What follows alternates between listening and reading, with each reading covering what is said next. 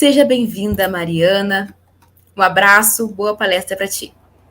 Muito obrigada. Então, gente, boa tarde. Eu me chamo Mariana, sou recifense. Acho que antes de me apresentar, vou me autodescrever. Eu sou uma mulher preta de pele clara, tenho cabelo cacheado, preto, curtinho. Estou usando a camisa verde da AfroPython de alguma edição que eu não me lembro. E tenho alguns quadros aqui atrás. E agora, me apresentando certinho, eu sou escritora, eu compartilho meus escritos no Medium. Eu escrevo poesia, crônica e algumas coisas sobre desenvolvimento de software. Meu livro, Poesia Sem Nome, está disponível para Kindle, naquela lojinha lá que a gente sabe bem. Eu sou musicista, sou baterista, percussionista e bem curiosa. Sou bacharel em ciência da computação, atuo como desenvolvedora de software na ThoughtWorks, mas acho que a coisa que eu faço melhor é jogar a conversa dentro, e é isso que eu vim fazer com vocês. Essa conversa, ela surgiu a partir de um artigo que eu escrevi no Medium, chamado Excelente Programadora versus Boa Programadora com Excelentes Hábitos. E eu queria alinhar as expectativas antes de começar e dizer que essa conversa, ela não é uma receita de bolo, ela não é uma fórmula de sucesso e muito menos papo de coach. Ela é uma troca de vivências. Eu vou trocar aqui e trazer algumas coisas que me aconteceram na minha trajetória enquanto desenvolvedora de software. E a minha história, ela pode encontrar outras histórias semelhantes ou histórias completamente diferentes. E a intenção é que a gente inicie conversas. Bora lá. É muito comum a gente se perguntar se somos boas, de fato, nas coisas que a gente faz. E eu, enquanto programadora, enquanto pessoa desenvolvedora, não foi diferente. Eu me perguntei várias vezes, ao longo da minha trajetória, se eu era uma boa programadora. Só que como não bastasse eu fazer isso, uma outra pessoa também me fez isso. Uma professora, durante a graduação, largou essa pergunta no meu colo, assim, você é uma boa programadora? E na hora, eu travei e respondi um sim, assim, com muita rapidez suficiente para não me sabotar, mas isso abriu um espaço para que eu pensasse bastante tempo sobre o que isso significava.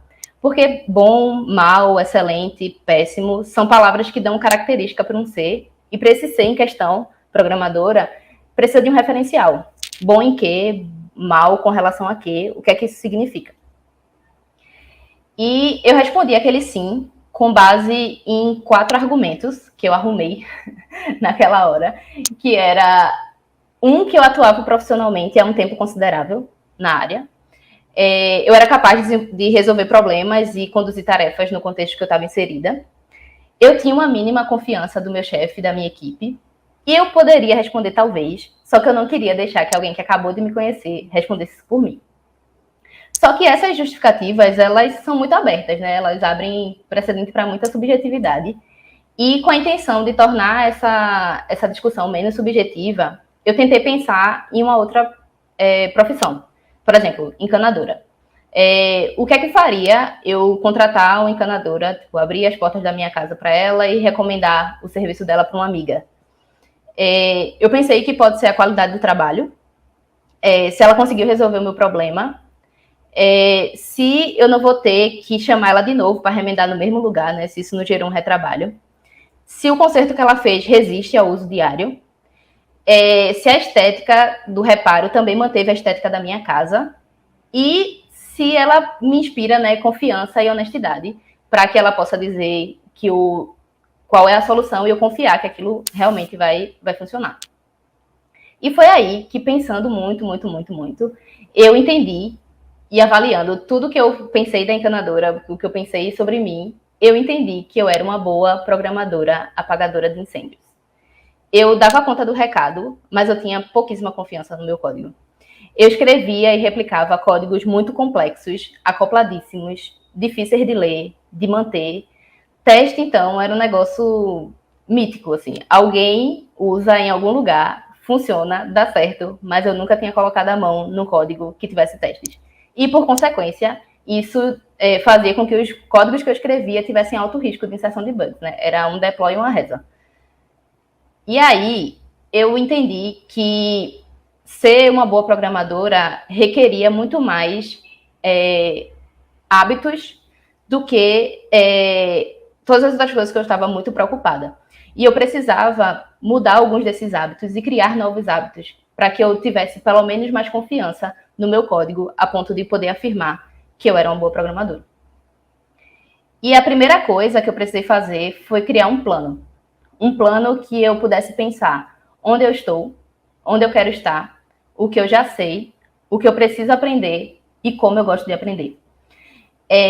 Porque o mercado, ele vai seguir andando. E em velocidades altíssimas. Velocidade essa que eu julgo até humanamente impossível da gente estar atualizado sobre tudo e a par de tudo. E eu lembro que eu ia para eventos de tecnologia e me batia um desespero de ver quanta coisa eu não sabia. Só que a quantidade de coisas que a gente não sabe sempre vai ser maior do que a quantidade de coisas que a gente sabe, porque a gente está diante de um infinito de possibilidades. E importa mais eu saber onde eu estou, onde eu quero estar, o que eu já sei, para que eu possa me empoderar disso, e o que é que eu preciso aprender. E esse plano ser realista a considerar as minhas subjetividades, os meus recursos, o tempo e o que eu gosto de fazer. E um exemplo disso por exemplo, a gente se depara com desenvolvimento orientado a testes. É uma prática muito famosa e que eu já peguei várias pessoas me dizendo assim, eu quero aprender TDD. E aí uma pergunta que eu faço sempre você sabe testar? Você já sabe testar? Porque o que é desenvolvimento orientado a teste? É testar antes. Como é que eu quero testar antes, se eu não sei nem testar para o método que já está pronto? E aí a primeira coisa é criar esse plano realista. Beleza, se eu aprender a testar, sei fazer um teste unitário para um método que já está criado, é mais simples eu agora, diante desse conhecimento, aprender a testar antes. E aí, ir criando um plano que eu consiga avaliar o meu progresso passo a passo, e aí isso não dá isso encurtar a distância de quem eu sou e de onde eu quero estar. E uma coisa muito valiosa que eu precisei aprender é que as top linguagens sozinhas não vão me fazer desenvolver códigos de qualidade. Eu tinha uma conversa, porque eu só programava em Java, né, na época. E aí minha história é dizer que se eu programasse em Python era melhor. Realmente era melhor, né? Mas não era porque eu codava em Java que eu não escrevia teste. Não era porque eu codava em Java que eu não aplicava técnicas de código limpo ou tantas outras coisas que iam me fazer desenvolver códigos melhores. E aí eu entendi que, tipo, antes de me preocupar com linguagens e frameworks e libs e coisas infinitas, eu precisava ter bases sólidas de conhecimento. Bases essas que são construídas a partir de fundamentos de programação e boas práticas. O meu primeiro projeto na TOTORX, o primeiro projeto que eu participei, era um projeto de linguagem proprietária. E eu lembro que quando eu entrei nele, eu fiquei pensando, meu Deus, o que é que eu vou fazer aqui? E aí eu entendi que a linguagem proprietária era só um detalhe. Ela era só um conjunto de sintaxe e paradigma. O que eu sabia ia continuar valendo para esse cenário, porque eu precisei investir tempo em aprender fundamentos e boas práticas, e essas não iam mudar. E uma outra coisa é o senso crítico. Um senso crítico esse que é estimulado através das perguntas e de entender as motivações das soluções. Eu lembro que eu extraía muito pouco das minhas experiências anteriores, porque eu perguntava pouco. Eu tenho um amigo que eu trabalhei com ele nessa mesma experiência do projeto de linguagem proprietária, que foi inclusive uma experiência que foi muito importante para a minha carreira. Eu até escrevi um artigo sobre isso. Se alguém quiser depois, eu posso compartilhar. E aí esse amigo, ele era uma pessoa que questionava bastante. Assim, e consequentemente, ele tinha um entendimento muito mais rápido sobre as coisas e conseguia participar de discussões técnicas muito mais rapidamente, porque ele sabia a motivação das coisas. E aí eu fui observando também que as pessoas mais desenroladas que eu já trabalhei, assim, aquela pessoa que você olha e diz assim, nossa, se fulana pegar essa task, ela vai fazer rapidinho, vai encontrar a solução. E essa característica de encontrar a solução, ela não necessariamente é atrelada à profundidade técnica. Ela é muito mais atrelada a perguntar, a identificar o que é que precisa ser feito e conquistar esse conhecimento, mesmo que ela ainda não tenha tido antes. E aí, durante todo esse período de ficar pensando e construindo essa nova forma de me colocar como desenvolvedora, foi que eu me deparei com essa frase de Kent Beck, que diz: eu não sou um excelente programador, eu sou apenas um bom programador com excelentes hábitos. E foi a partir daí que eu mapeei algumas práticas que eu comecei a estimular na minha jornada, na minha trajetória, na minha carreira, e que eu queria compartilhar com vocês. A primeira delas é ser curiosa, questionar. É buscar saber como as coisas são feitas e por que elas são feitas da maneira que elas são feitas. É perceber que as coisas não passam por você em modo automático. Isso gera confiança. E essa confiança é baseada na sua preocupação com qualidade, no entendimento das coisas que você faz e onde você está inserida. Tem iniciativa, inclusive de pedir ajuda. É massa a gente bater cabeça e pesquisar soluções e tal, mas a gente precisa entender que pessoas vieram antes de nós e elas criaram várias coisas. E você não precisa reinventar a roda. Isso não significa que você também não pode melhorar o que está criado. É possível aprender muito, muito, muito, muito, se permitindo ser ajudada. E o hype não é tudo. Tenha referências. Fundamente o seu conhecimento. Ferramentas são só ferramentas se você não souber como empregá-las. Entenda os fundamentos do que você está fazendo. Tem uma desenvolvedora chamada Daniela Araújo, ela foi inclusive da TOTOX, e ela escreveu uma sequência de artigos sobre liderança técnica, e um desses artigos ela fala sobre que aprender a programar é diferente de aprender uma linguagem de programação. Para aprender a programar, a gente precisa focar em técnicas de programação, resolução de problemas e análise. Isso não impede que a gente seja especialista em alguma coisa. Mas o fato da gente saber as bases e a fundamentação das coisas não nos coloca refém de tecnologias. Teste. Antes, durante, depois. Teste sempre. Eu falo teste aqui porque foi o pontapé inicial para que eu pudesse começar a me preocupar com qualidade. E qualidade é mais do que escrever testes. E teste é muito mais do que teste unitário. Enfim, tem várias camadas. Mas qualidade é também se preocupar com segurança, com acessibilidade e com várias coisas. E teste é algo que está no nosso dia a dia. Por exemplo, quando a gente vai numa piscina e mede a temperatura antes de entrar. Quando a gente está cozinhando e prova o sal e o tempero durante o cozimento, porque a gente sabe que é mais fácil ajustar durante o cozimento do que quando está todo mundo sentado na mesa esperando a comida. Esse teste faz parte do nosso dia a dia de vida, porque não faz parte da nossa rotina de desenvolvimento de software. Invista no conhecimento de boas práticas. Quando a gente fala boas práticas, parece que a gente está falando de um negócio muito misterioso, né? Só que boas práticas são só formas melhores de fazer algo que você já faz. E é importante a gente ler sobre o que as pessoas têm utilizado no dia a dia, os desafios que elas encontraram, e unir esse conhecimento que a gente tem através da literatura com o que a gente vivencia e com a vivência das outras pessoas.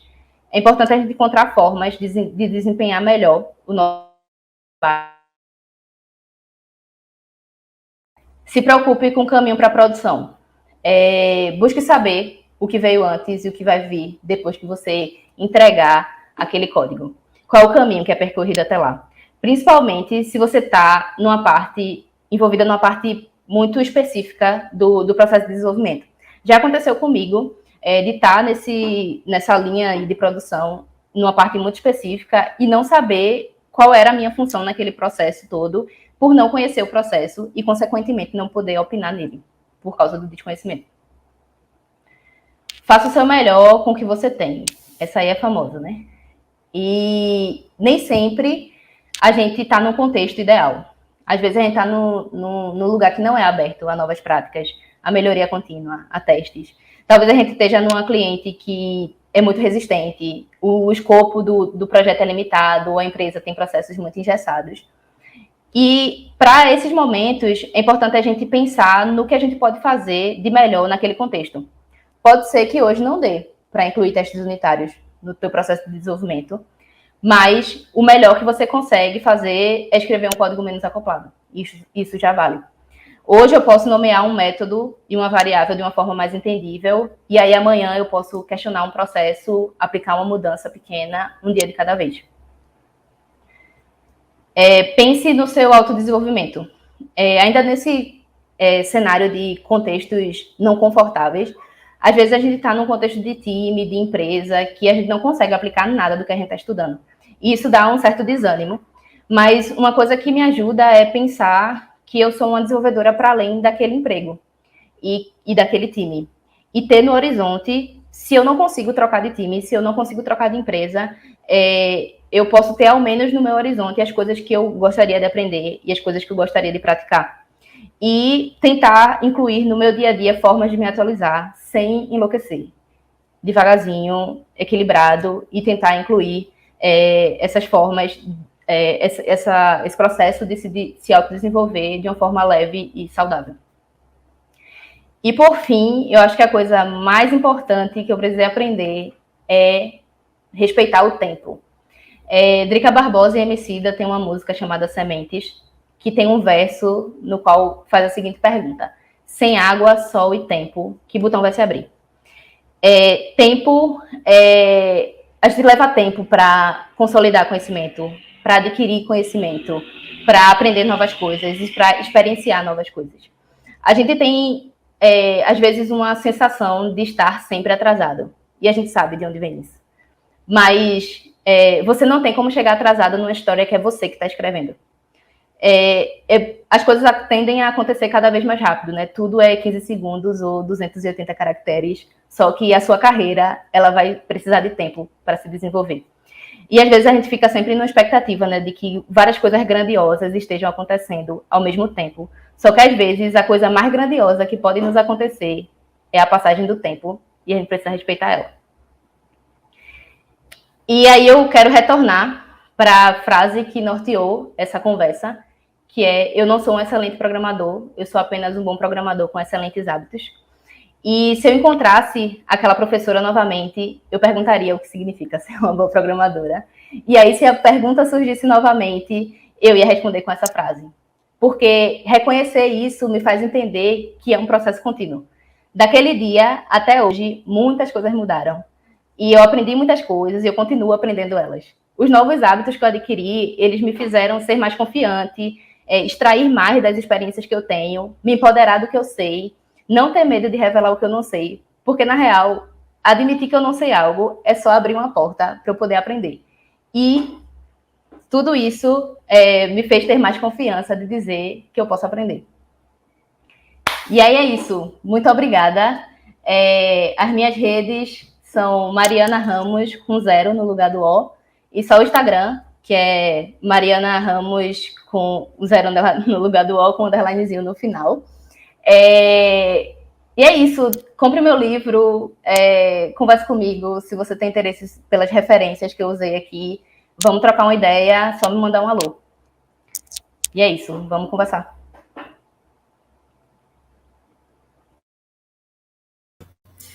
Obrigada, Mariana. Excelente palestra. O pessoal aqui comentando bastante. Vou ler alguns comentários para a gente dar uma finalizada aqui, antes de chamar o grande encerramento, né? Bom, eles foram comentando ao longo da tua apresentação, né? Então, tu falou, por exemplo, que tinha reza e Deblay e reza. O pessoal comentou, riu bastante. A saga dos testes. Agradeceram pela tua apresentação, pediram para te fazer um artigo ou, enfim, apresentar esse tipo de debate em outros locais. Bastante palavras de carinho e agradecimento pelo teu conteúdo. Muito obrigada pela tua apresentação, viu? Eu só quero agradecer, de verdade, todo mundo que veio. Eu disse, eu sou a última, meu Deus, vai estar ninguém. E aí, eu quero agradecer. Eu vi alguns comentários de pessoas muito queridas e eu só quero dizer muito, muito obrigada.